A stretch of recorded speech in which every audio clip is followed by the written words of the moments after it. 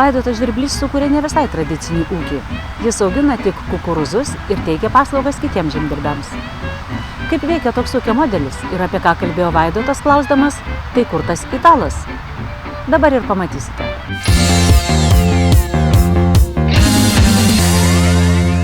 Vaidotas Žvirblys ūkininkauti pradėjo senelio žemėse Lazdijų rajone. Pats gimęs ir užaugęs sostinėje, praktiškai nepažinęs žemės ūkio darbų, dabar jis gali diskutuoti ir argumentuoti, nes pats domėjosi, mokėsi iš kaimynų, kol sukūrė tokį ūkį, koks jis yra šiandien. Mėginau auginti įvairias kultūras. Žirniai, lubinai, kvietrugis, rugiai. Ir Dzūkijoje labai prastas derlius ir tiesiog niekas neužauga iki to norimo kiekio, kad iš viso apsimokėtų auginti. Ir kaimynai pradėjo auginti kukurūzus ir nusprendžiau pats pamėginti. Ir buvau maloniai nustebintas derliaus kiekiu ir kaip viskas einasi. Ir kokie tai derliai būna jūsų žemėse? Dzūkijoje pagal statistikos departamentą yra 5,5 tonos hektarui, man yra pavykę 8,5 tonos hektarui užauginti. O tą sėkmę kas lėmė? Geras laikas pasėti, pati sėkla, trąšos ir kitos žinios. Ūkininkas sėja tik geriausios kokybės sertifikuotą beicuotą sėklą. Yra bandę sėti nebeicuotus kukurūzus, tačiau rezultatai nebuvo geri. Vaidotas Žvirblys sėja 40 hektarų kukurūzų. Tai visa jo dirbama žemė. Plotas nedidelis. Regis būtų galima apsieiti be didelių investicijų į techniką ir dirbti nuomojant ją. Tačiau pernai ūkininkas įsigijo naują kombainą. Nors plotas yra nedidelis, bet kombaino įsigijimą paskatino faktas, kad kombaino neturėjimas vienam hektarui kainuoja arba negauto pelno, arba nuostolio, kaip beįvardintum, apie 1000 litų. Nes kai mėgini samdytis techniką, jinai atvažiuoja tau nepalankiu metu, nepalankiom klimatiniam sąlygom, ar tai būna jau pašalę, būna sniegas ir tiesiog kiek nukenčia kukurūzų derlius grūdai, ant kiek jie pasižeidžia, ant kiek jie būna drėgnesni negu galimas idealus momentas tą rudenį, tai aš savo tai įvardėjau kaip 1000 litų hektarui ir tada labai normaliai gaunasi matematika investuoti į brangią naują techniką. Ši investicija, pasak Vaidoto, garantuoja ir derliaus kokybę. Turint savo kombainą, derinant laiką ir oro sąlygas, tikrai taip. Be abejo ir žinios reikalingos, ir praktika, kuliant būtent kukurūzus, bet sėkmingai susitvarkom. Tai yra mano pirmas pirkinys, dvejojau prieš jį pirkdamas. Mano pirmas klausimas man pačiam buvo, jeigu aš klystu, ir jeigu aš jį sugalvočiau parduoti už 2 metų, pripažinęs, kad tai yra mano pati brangiausia gyvenimo klaida, kiek aš už jį gaučiau. Aš buvau labai nustebęs, kad šitų kombainų nėra absoliučiai pardavime jaunesnių nei 8 metų. Aš galvoju, galbūt aš nemoku ieškoti, bet iš tikrųjų tiesiog niekas neparduoda. Aš paklausiau gamintojo, kodėl tiesiog ar aš nemoku ieškoti, ar internetu nemoku naudoti. Sako, tiesiog visi yra pakankamai laimingi, turėdami laverdą kombainus ir niekam nekyla norų jų parduoti. Kiekvienai technikai reikalinga nuolatinė priežiūra.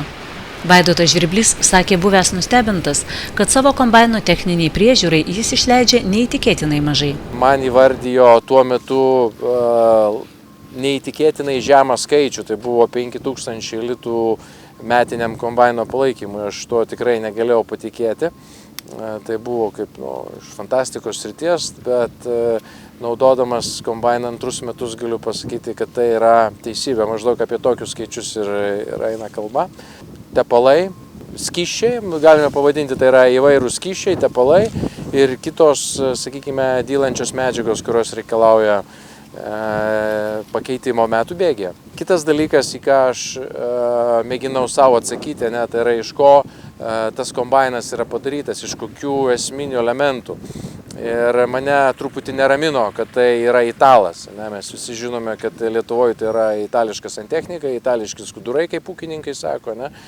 Ir aš buvau nustebęs, kad variklis, kas yra vienas iš esminių elementų, tai yra SISU, tai yra Suomija, elektronika Boschas, Vokietija, hidraulinė sistema Sauer Vokietija ir žiūrim, kad ne per daugiausiai ir lieka iš šito kombaino. Pas mane yra galinis varomas tiltas Madhawks Amerika, padangos Michelin. Ir tada klausia, tai o kur tas yra italas? Tai yra itališkas plienas, itališkas surinkimas. Ir taip pat gan retas dalykas, kad 80% kombaino yra cinkuota. Pastaroji savybė ypač svarbi, nes tenka daug kulti vėlyvą rudenį, kai retai kada pasitaiko saulėti orai kaip kad šiemet.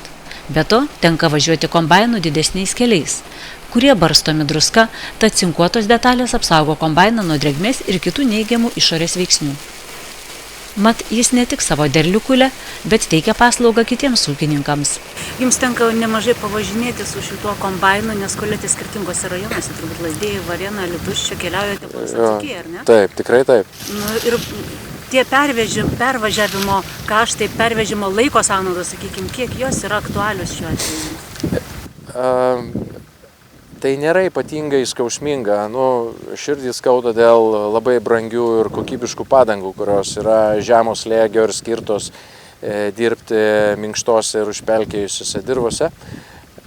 Bet transportinis kombaino greitis yra iki 25 km per valandą, tai reiškia 50 km atstumą kombainas gali įveikti 2 su trupučiu valandos su kuro sąnaudomis 30 kažkeli litrai. Tai nėra esminis momentas, kuris trukdytų teikti paslaugą ir per kelis rajonus.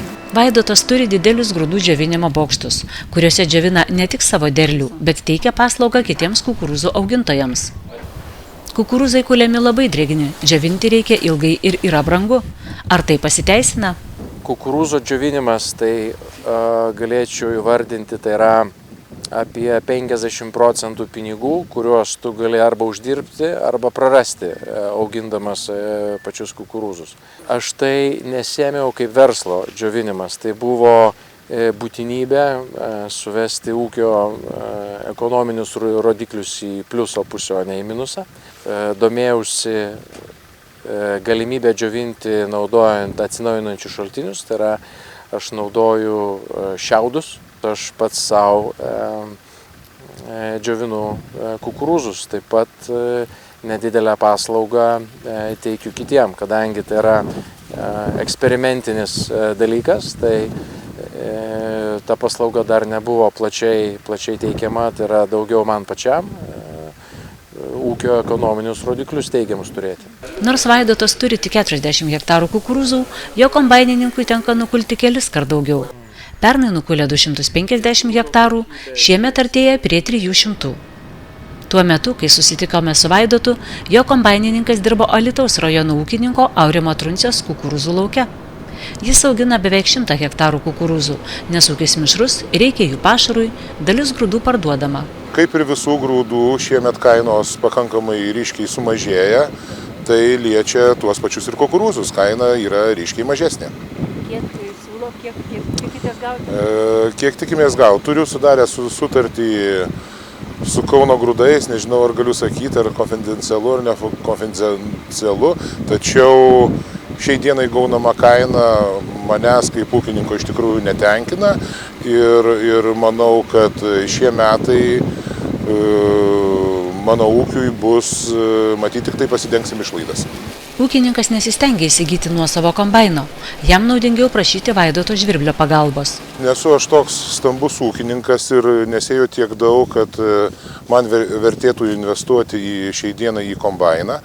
Aišku, jeigu išplėtus ūkį galima būtų svarstyti, taip pat turiu tiesioginį darbą, tas kukurūzų auginimas, aišku, kartu ir ūkininkavimas ir kukurūzų čia pradžia tam rajone tokia, vienas gal iš pirmųjų pradėjau auginti daugiau kukurūzų ir jis kaip gobi ir to kukurūzų auginimas jisai būna toks greitas, kad jį greitai reikia įdirbti žemę, greitai pasėti, greit nupurkšt, tręšimo ir purškimo nėra papildomų per tą visą jų augimo laikotarpį, todėl ir laiko susitaupo, ir kiek aš turiu laiko, man leidžia kukurūzus auginti, juos prižiūrėti ir nuimti.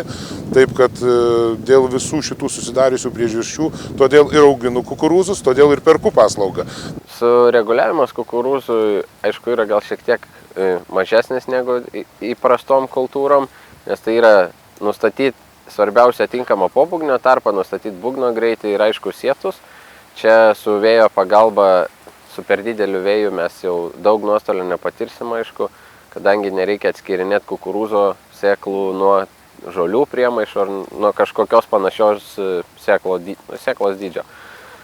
Svarbiausias momentas kukurūzų kūlime tai aišku yra būtent kukurūzų pjaunamoji, kurį kombainą tiekia tik tai nuimtas burbuolės, o visą stiebą susmulkina ir paskleidžia ant žemės. Lietuvoje kukurūzus tenka kulti 30–40% drėgnumo. Tokioms kūlimo sąlygoms reikia pritaikyti ir kombainą. Rekomenduojam laverdą įdėti grinai kukurūzinį pobūgnį, kuris skirtingai nei originalus universalusis grūdinis pobūgnis yra su dvigubai didesniais tarpeliais tarp virbų. Ką tas duoda? Jeigu turim dar menkai prinokusi, sakykime, ten netgi 40–35% drėgnumo kukurūzą, tai jisai gali ir klijuoti visus paviršius, kimšt, tai automatiškai vėlgi su drėgna kultūra mes mažinsim laidumą. Idėja originaliai kukurūzinį, išretintą pobūgnį, tai mes išgaunam visą maksimaliai galimą kombaino našumą ant kukurūzo. Palyginus kviečių ir kukurūzų kūlimo našumą, jis skiriasi 2–3 kartus. Kūlint kviečius, kombaino vidutinis našumas apie 30 tonų per valandą, o kukurūzų galima prikulti ir 50–60 tonų. Jeigu tai yra šlapias, drėgnas ruduo, tai pagalvoti apie tokias alternatyvas kaip ir galinis varantysis tiltas arba netgi vikšrinė važiuoklė. Vaidoto Žvirblio kombainą vasarą buvo galima pamatyti ir kituose pasėliuose. Iš visų savo ir kitiems ūkininkams nukultų laukų kukurūzai sudaro tik pusę. Dar maždaug 300 hektarų tai įvairių javų, rapsų, pupinių augalų derlius.